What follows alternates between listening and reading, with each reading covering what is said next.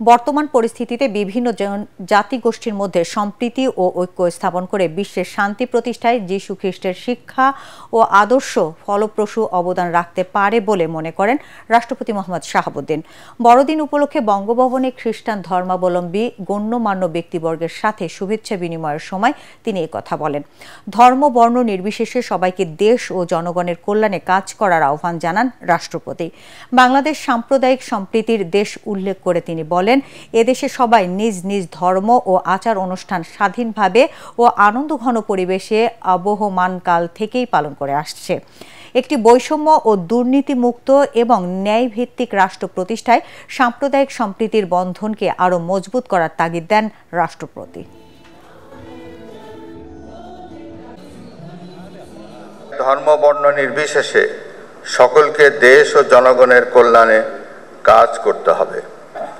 বাংলাদেশ সাম্প্রদায়িক সম্প্রীতির দেশ।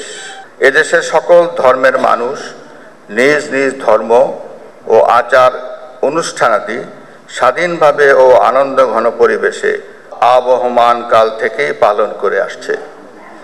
একটি বৈষম্য ও দুর্নীতিমুক্ত এবং ন্যায়ভিত্তিক রাষ্ট্র প্রতিষ্ঠায় সাম্প্রদায়িক সম্প্রীতির বন্ধনকে আরও মজবুত করতে হবে।